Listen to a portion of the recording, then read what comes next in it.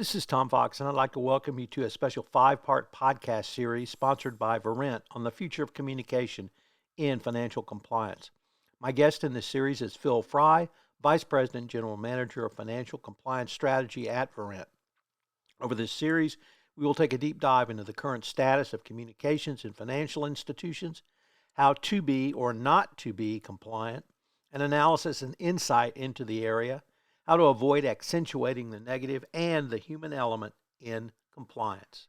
I know you'll enjoy this special five-part series. And now a word about our sponsor, Verint. For years, Verint Financial Compliance has led the way with market-leading solutions for communication capture and interactive data analysis to help financial firms prevent compliance issues proactively. Today, when digitalization, hybrid working, and the proliferation of communication channels all present companies with increasingly complex challenges, Verint again is pioneering AI-powered speech recognition, transcription, and communications profiling capabilities to tackle these difficulties. For more information or to book a demo, visit verint.com. Hello, everyone. This is Tom Fox again. Welcome back for episode 3 in our 5-part exploration of the future of communication in financial compliance. Once again, joined by Phil Fry. Phil, first of all, welcome back. Thank you very much, Tom. Phil, I hope we're going to take a little bit deeper dive into the weeds today because I'm a complete geek. And we are going to look at analysis and some insights. We've touched on several of these topics in episodes 1 and 2, but I really hope we can dig deeper to get something straight. Are you referring to analysis and insights functions to provide inside surveillance platforms or perhaps something else? No, absolutely not. I'm going to state up front, we are not trying to be a surveillance platform. We're not trying to compete with the surveillance vendors. But we do believe there is a huge gap between capture and what people believe is captured and surveillance and what the surveillance teams believe they're getting from the capture. As well as the famous known unknowns, there are a huge amount of unknowns that come out of the captured data. And we see the need for some basic insights, what I call pre-surveillance, based on the communications and indeed the conduct. Now, one of these initiatives is to improve the interactions and relationships with the surveillance platforms by adding additional metadata points based on the new modern hybrid working, things like time and geography. And it gives a unique perspective that we have as the baseline capture solution. I understand that, but what do you see as the value of these insights and aligning them into one core capture solution? Well, obviously, apart from recording them, there are so many things that you can do with a conversation, so much intelligence that you can get from it. With the right transcription and analytic capabilities, spoken interactions are a goldmine of information. It's something that we've talked about in this industry for 20 plus years. And so what we're doing now is combining both speech and conduct insights into the core capture, giving the compliance officers a single pane of glass of all the spoken interactions within their organizations. They're going to be able to detect changes in sentiment within each phrase, switches between languages, get a quick overview of the topics, and even scan through a short summary of the conversation and any alerts based on a predefined policy. Look, the solution has been pre-trained for the financial domain, so it can understand the unique language of the trading floors, be that a swaps trade or a bonds trade. In other words, it's got a wealth of capabilities that makes it easier for the surveillance teams and the surveillance vendors to perform their audio reviews and detect possible breaches of compliance. And what we're also looking to add soon will be emotion detection and the ability to translate calls into English on the fly. So a single all-in-one package filling in the gaps. Phil, in listening to your answer, it strikes me that this will certainly be of interest to a CISO. It would be of interest to a chief compliance officer, perhaps a general counsel. But listening to you, you're talking about data that can be used by the company. And I could see this in operations. I could see this in functions like chief financial officer, strategic risk, compliance, but basically a wide variety of other corporate disciplines that may not have had this information and certainly didn't think about that. Is that a fair assessment to say if you have this data, you're only limited by your imagination on how you can use it? I think so. It's interesting. We've almost gone completely the opposite way. Before, we never had enough data. Now, the other problem is we've almost got too much. But you're right. It's about being able to provide data for whoever needs it. And as I said, it's not just compliance, but the audit teams. It's about IT being able to provide more insights on how their solutions are working, what they're doing. So it is valuable to everybody. This is a huge untapped data mine. So going back to the value of insights and aligning them into the core capture solution, how is this addressing the core needs of the surveillance team in your customer base?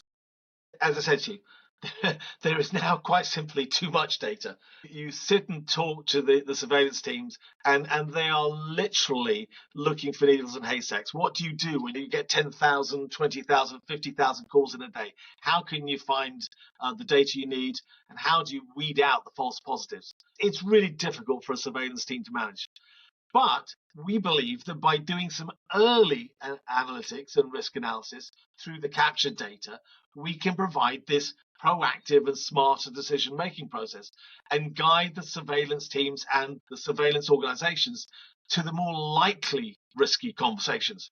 As I said, because of the new hybrid working, we've added in geography, time, also the technology. What are they using? It's not just about Phil Fry on a Microsoft Teams, but was he using his mobile phone? Was he on his dealer board at a strange time? Was he using different types of modalities? These are all new key metadata points. And of course, what we're also going to do is add a communications mind map so you can understand who the person is speaking to, when they're speaking on what devices. And of course, all this extra intelligence helps the surveillance teams respond to incidents and possibly risks more quickly, efficiently, and I'll say the word again, proactively, whilst dealing with the ever expanding, more prescriptive regulations that we're facing. I mean, we mentioned it before, but as you said, the consequences of non-compliance are severe, and we've seen, I think it's since 2008, 2009, over 400 billion in accumulated fines. And if that wasn't scary enough for top-level executives, imprisonment's also a possibility. With such fierce repercussions, companies cannot afford to sit around waiting for an investigation to uncover an oversight. And you can't sit there and hope that the technology you've installed will be sufficient. You have to monitor, you have to manage it, you have to continually improve it. Phil, what I heard there was almost a continuous risk assessment process. So even if there's too much data, the surveillance team is actually directed towards those conversations which might raise a red flag or you might term as high risk. And it really allows them to take a look at the issues that need to be explored and not really have to deal with this overwhelming amount of data. Would that be a fair assessment? Absolutely. As I said before, we're not into the space. We're not trying to do trades or anything else. We're just trying to gather the data that we actually capture, that we are the custodians of, and make it easier and give them a better chance of succeeding. And that's what I say about being proactive and moving forward. Historically, it wasn't. You captured and you sent it over to surveillance platforms who weren't in the weeds at this space. So we believe there is this gap. And if we can fill this gap, it will help. It will fill a void. So, Phil, the insights are certainly unprecedented, but we've been focusing on speech. You've hinted at other modalities in some prior answers. How do these insights or have a wider play than simply speech? Yeah, of course. Yeah, we said compliance is at the forefront of all communications, and that includes voice, chat, video, mobile, and all the interactions of all of these. If we were to remain as a basic compliance voice capture, we could just do what everybody else does, and we wouldn't be able to just capture the new, for example, the Microsoft Teams, the new 49 tile video conference. There's simply too much complexity. Imagine a conference call where 30 participants are discussing the details of a trade. You've already been proactively informed about the participants on the call. You know who's regulated and now who isn't. But what if it's suddenly a certain piece of proprietary information is divulged, one participant stops sharing their video, goes on mute. A few seconds later, another participant does the same. Then a few minutes later, they call each other on a mobile. That's got to be suspicious, isn't it? So wouldn't it be great to be able to link this all together and make it proactively identify that suspicious communication and provide that proactively directly to the compliance team? That is about true insights and proactive compliance. And that's where we think this needs to go. Unfortunately, we are near the end of our time for this episode. I hope our listeners will join us in our next episode where we are going to perhaps provocatively accentuate the negative. But before we leave, I was wondering if our listeners wanted more information on any of the topics we've touched on, what would be the best place for them to go? Without a doubt, the best place is the Verint website.com. We have a specialist area there for the financial markets where you can find out all the information you need, all the contact details, and gives you overview of some of the really unique stuff we believe we're doing. Phil, thanks so much for taking the time to visit with me again, and I look forward to continuing this conversation. Thanks very much, Tom. This is Tom Fox again. I hope you'll join us for our next episode of the Future of Communication in Financial Compliance. If you'd like more information on Verint, check them out at verint.com. If you've enjoyed this podcast series, I hope you will subscribe, rate, and review wherever great podcasts are listened to. This special 5-part series is a production of the Compliance Podcast Network.